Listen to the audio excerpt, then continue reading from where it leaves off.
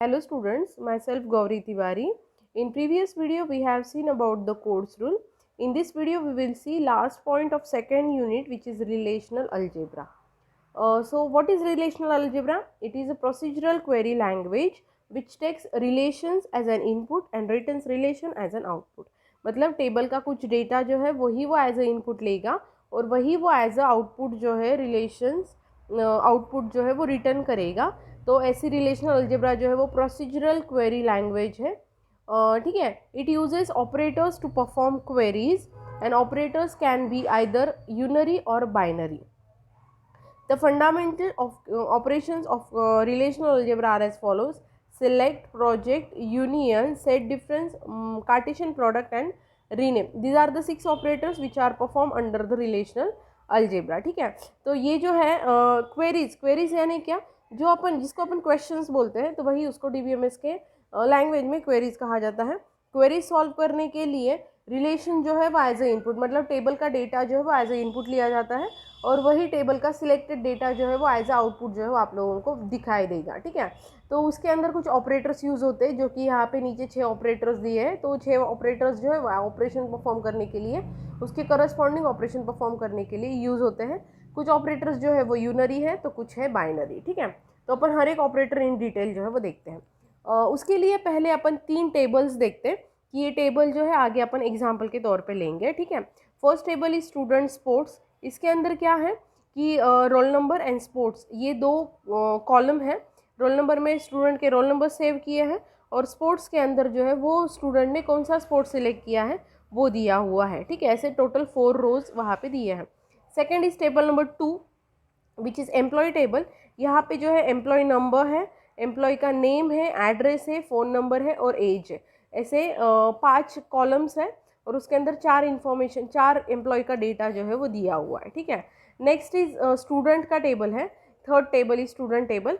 उसके अंदर roll number दिया है, नेम दिया है, एड्रेस दिया है, फ़ोन नंबर दिया है एंड एज दिया है. ऐसे 4 स्टूडेंट्स जो है वो इसके अंदर दिए हुए हैं. ठीक है. तो ऐसे तीनों भी टेबल अपन एज एन एग्जाम्पल जो है वो ले रहे हैं आगे हर एक ऑपरेशन कैसे परफॉर्म होता है वो देखने के लिए. ठीक है. तो फर्स्ट ऑपरेशन जो है वो सिलेक्शन ऑपरेटर और सिलेक्शन ऑपरेशन. इसके लिए अपन ऑपरेटर का सिंबल जो है वो कौन सा यूज़ करते हैं? सिग्मा. सिग्मा मतलब ये जो ऑपरेशन का सिंबल दिया हुआ है तो वही सिलेक्शन ऑपरेटर है. Selection operator is use to select tuples from a relation based on some condition. Selection नाम पर से क्या समझ रहा है कि वो सिलेक्ट करने के लिए यूज़ होता है. तो सिलेक्ट क्या करेगा? टपल्स को सिलेक्ट करेगा. और what is tuple and what is relation? Relation यानी टेबल रहता है और टप्पल मतलब क्या? उसके रोज जो है उसको अपन बोलते हैं टेबल, सॉरी टप्पल, और कॉलम्स जो है उसको बोलते हैं फील्ड्स. ठीक है.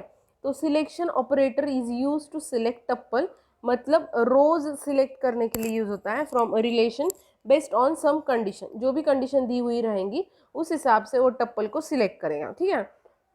इसका सिंटैक्स जो है वो ये है कि यहाँ पे अपन लिखते हैं पहले sigma, that is selection operator, in bracket condition लिखी जाती है और आगे रिलेशन का नेम. कंडीशन लिखी जाएंगी और रिलेशन यानी क्या? टेबल का नेम. टेबल का नेम जो है वो देंगे. ठीक है. फॉर एग्जाम्पल सपोज मेरे को एक्सट्रैक्ट करना है students whose age is greater than 18 from student relation given in table 1. Table 1 नहीं, टेबल 3 आएगा वहाँ पे. ठीक है. तो क्या है? एक्सट्रैक्ट करना है, मतलब ऐसे स्टूडेंट को सिलेक्ट करना है जिनकी एज जो है वो है ग्रेटर देन 18. और किस में से? तो स्टूडेंट टेबल में से अपने को वो टेबल ये जो है नेम्स जो है स्टूडेंट के वो सिलेक्ट करना है. ठीक है. तो एक्सट्रैक्ट स्टूडेंट्स मतलब स्टूडेंट का सारा डेटा चाहिए. इसके लिए क्या करेंगे अपन? सिग्मा, वो तो सिलेक्शन ऑपरेशन है इसलिए सिग्मा कंपलसरी आएगा. आगे कंडीशन क्या आएगी? तो कंडीशन जो है वो आएगी age is greater than 16. Age क्यों लिया? क्योंकि स्टूडेंट टेबल के अंदर अगर सपोज ये स्टूडेंट टेबल देखें अपन तो इसके अंदर ये जो कॉलम दिया है एज का कॉलम है जिसके अंदर AGE तीनों भी कैपिटल दिए हैं, इसीलिए अपन एज यूज़ करते हैं. और एज इज़ ग्रेटर देन 18 और ब्रैकेट कंप्लीट और सेकेंड ब्रैकेट में क्या आएगा? रिलेशन का name, that is table name which is क्या है वो? स्टूडेंट. तो ऐसे अपन करेंगे इसको execute. Sigma age is greater than 18 and student table. ठीक है. तो रिजल्ट क्या आना चाहिए? रिजल्ट जो है वो आएगा roll number, name, address, phone number and age, मतलब टेबल ही आएगा. रिलेशन ही टेबल रहता है, रिलेशन ही रिजल्ट रहता है. उसके अंदर अगर अपन देखें यहाँ पे तो कितने हैं टोटल स्टूडेंट्स, 4 है, लेकिन अगर अपने कंडीशन को सेटिस्फाई करने वाला स्टूडेंट कौन सा है, सिर्फ 3rd नंबर का है सुजीत, जिसकी एज जो है वो है 20। बाकी तीनों की क्या है 18। अपने को क्या चाहिए 18 के ऊपर वाली एज चाहिए, इसलिए आउटपुट पे क्या आएगा, सिर्फ 3rd आएगा सुजीत, रोहतक उसका नंबर एंड 20 एज। तो यहाँ पे आउटपुट दिया उन्होंने 3rd Sujeet, Rohtak, phone number and 20। ये हो गया सिलेक्शन ऑपरेटर।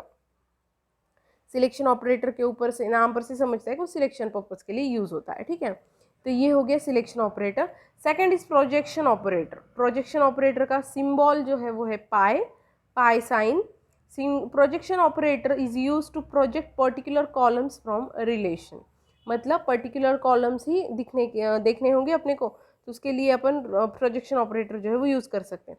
जैसे यहाँ पे अपन ने क्या यूज़ किया था, सिलेक्शन ऑपरेटर। पूरा टेबल आया, मतलब अपने को सिर्फ एज जिसकी ग्रेटर है वो चाहिए था, लेकिन वो सुजीत की सारी इन्फॉर्मेशन आई, roll number, name, address, phone number, age. अब यहाँ पे प्रोजेक्शन ऑपरेटर का यूज़ कैसे होता है, सपोज मेरे को सिर्फ रोल नंबर चाहिए है और उसका नेम चाहिए है, तो फिर वहाँ पे प्रोजेक्शन ऑपरेटर जो है वो यूज़ होता है, मतलब is use to project particular columns from a relation. Relation में से पर्टिकुलर कॉलम्स अगर चाहिए होंगे तो वहाँ पे अपन प्रोजेक्शन ऑपरेशन जो है वो यूज़ कर सकते हैं। सिंटैक्स क्या है, pi column 1, column 2, column 3 up to column n in bracket relation name, मतलब कॉलम्स के नेम लिखेंगे और ब्रैकेट के अंदर जो है वो रिलेशन का यानी टेबल का जो भी नेम है वो आएगा। एग्जाम्पल दिया है, extract role number and name from student relation given in table number 3। Table number 3 में जो स्टूडेंट रिलेशन दिया है उसमें से रोल नंबर एंड नेम जो है उतना ही फाइंड आउट करना है, ठीक है। तो फिर क्या लिखेंगे अपन, पाई इन ब्रैकेट कौन सा कॉलम चाहिए है, रोल नंबर चाहिए है और नेम चाहिए है, दोनों ही चाहिए, बाकी नहीं चाहिए, इसीलिए अपन लिखेंगे रोल नंबर कॉमा नेम, और रिलेशन का नेम क्या दिया है उन्होंने, स्टूडेंट, इसलिए अपन pi roll number comma name and bracket में वापस स्टूडेंट आएगा। इसका रिजल्ट क्या आएगा, सारे स्टूडेंट्स आएंगे लेकिन कॉलम सिर्फ 2 आएंगे, एक रोल नंबर सेकंड नेम। किस में से देख रहे हैं अपन, स्टूडेंट, मतलब टेबल नंबर 3। टेबल नंबर 3 अगर देखें तो यहाँ पे क्या क्या था, roll number, name, address, phone number and age. इसमें से अपने को क्या चाहिए था, सिर्फ रोल नंबर और नेम, इसलिए अपन ने पाई ऑपरेटर यूज़ किया, that is projection operator use किया और रोल नंबर एंड नेम जो है वो फाइंड आउट किया, ठीक है। तो ये हो गया projection operator. Next is cross product. Cross product मतलब कार्टेशियन प्रोडक्ट, जो अपन ने स्टार्टिंग में देखा, तो वही है cross product. Cross product is use to join 2 relations. 2 relation join करने के लिए क्रॉस प्रोडक्ट जो है वो यूज़ होता है, मतलब 2 टेबल को जॉइन करने के लिए क्रॉस प्रोडक्ट जो है वो यूज़ होता। For every row of relation 1 each row of relation 2 is concatenated. If relation 1 has m tuples and relation 2 has n tuples, then cross product of relation 1 and relation 2 will have m into n tuples. मतलब हर एक रो जो है table 1 की, हर एक रो उसको table 2 की हर एक रो जो है वो कनेक्ट होंगी, ठीक है। इसीलिए सपोज रिलेशन 1 में, मतलब टेबल नंबर 1 में अगर 3 टप्पल्स है यानी 3 रोज है, और रिलेशन 2 में अगर 4 रोज है तो 4 इंटू 3, दैट मीन्स जब फाइनल अपना क्रॉस प्रोडक्ट होगा तो 4 इंटू 3 दैट इज 12 रोज जो है वो बननी चाहिए, ठीक है। तो इसका सिंटैक्स क्या है, relation 1 into cross relation 2। Apply कैसे होता है, to apply cross product on student relation given in table 1 and student sports relation in given in table number 2। कैसे करेंगे अपन, student cross student underscore sports, मतलब 3rd table and 1st table का अपन ने cross product किया, ठीक है। ये करने के बाद में आउटपुट क्या आएगा, तो आउटपुट जो है वो ऐसे आता है, आउटपुट जो है वो ये आएगा, मतलब फर्स्ट रो जो है टेबल नंबर 3 की, उसके साथ फर्स्ट रो जो है वो टेबल नंबर 1 की आएंगी, फिर first row of table number 1 with second row of table number 2, फिर वापस first row of table number 1 with 3rd row of table number 2, sorry table number 1, then first row of table number 3 into first row of table number 1। इस तरीके से, मतलब यहाँ पे पहले 4 बार फर्स्ट रो, 4 बार सेकेंड रो, 4 बार 3rd row, 4 bar 4th row of table number 3 आएगा, और उसके साथ में एक एक रो जो है वो टेबल के आएंगे। मतलब इन शॉर्ट क्रॉस प्रोडक्ट जो है अपन कनेक्ट करने के लिए यूज़ करते। अगर यहाँ पे देखें तो टोटल कितनी हुई है, 16 रोज जो है वो क्रिएट हुई। क्यों? क्योंकि टेबल नंबर 1 में भी 4 रोज थी और टेबल नंबर 3 में भी 4 रोज थी, इसीलिए। ये हो गया Cartesian product, that means cross product. Next है union. Union on two relation R1 and R2 can only be computed if R1 and R2 are union compatible. These two relations should have same number of attributes and corresponding attribute in two relations have the same domain. Union operator when applied on the two relations R1 and R2 will give a relation with the tuple which are either in R1 or in R2. The tuple which are in both R1 and R2 will appear only once in the resultant relation. Union आप लोगों ने set के अंदर use किया है, वैसे ही same यहाँ पे भी है यूनियन का। तो इसमें क्या होता है, first relation and second relation का यूनियन होगा, दैट मीन्स सारे डेटा जो है वो कलेक्ट करके आउटपुट जो है वो दिखाएंगे वो। लेकिन उसके अंदर सिर्फ अगर रिपीटेड है कोई, मतलब कोई अगर डुप्लीकेसी है या फिर डबल अगर है तो वो वंस ओनली वंस जो है वो दिखाएंगे, ठीक है। तो यहाँ पे अपन लिखते कैसे, यूनियन के लिए यू ऑपरेटर जो है वो यूज़ होता, रिलेशन 1 यूनियन विथ रिलेशन 2। ये क्या दिया है, for example find a person who are either student और employee, we can use union operator like. मतलब ऐसे फाइंड आउट करना है कि वो एक तो स्टूडेंट होना चाहिए या फिर एम्प्लॉय होना चाहिए, तो ऐसे इसका कलेक्टिवली ये करना है। तो इसलिए अपन स्टूडेंट और एम्प्लॉय दोनों टेबल को क्या करेंगे, यूनियन करेंगे। तो उसके लिए लिखेंगे अपन रिलेशन 1 कौन सा है, स्टूडेंट, और union with employee that means relation 2। ऐसे करके अपन यूनियन बनाएंगे। आउटपुट क्या आएगा, आउटपुट जो है वो ये आएगा, ठीक है। लेकिन इसके अंदर एक कंडीशन क्या दिया है उन्होंने कि नंबर ऑफ कॉलम्स जो है table number 1 and table number 3 के, मतलब जो भी चीज़ का अपने को ये करना है, यूनियन करना है, उनके नंबर ऑफ कॉलम्स जो है वो क्या चाहिए, सेम चाहिए, तो ही अपन कर सकते हैं। यहाँ पे भी 5 नंबर ऑफ कॉलम्स है, यहाँ पे भी 5 नंबर ऑफ कॉलम, इसलिए वो आया। नेक्स्ट क्या है, राम, नरेश, श्वेता एंड सुरेश। इधर क्या है, वापस राम है, रमेश है, इधर नरेश है, तो मतलब 4 और 3 7 जो है वो 7 नहीं, यहाँ पे भी सुरेश रिपीट हुआ है, इसीलिए 6 आउटपुट जो है, 6 टपल जो है एज एन आउटपुट जो है वो आने चाहिए। तो यहाँ पे अगर देखिए अपन यूनियन में, तो यहाँ पे 4 और 2 6 आउटपुट, 6 टपल्स जो है एज एन आउटपुट जो है वो आए, ठीक है। तो इस तरीके से सिर्फ यहाँ पे ये है कि आपको कॉलम्स जो है वो सेम चाहिए, तो इसीलिए आउटपुट जो है वो वैसे आएगा। तो ये हो गया union. Next is minus. Minus मतलब set difference. Minus on the two relations R1 and R2 can only be computed if R1 and R2 are union compatible.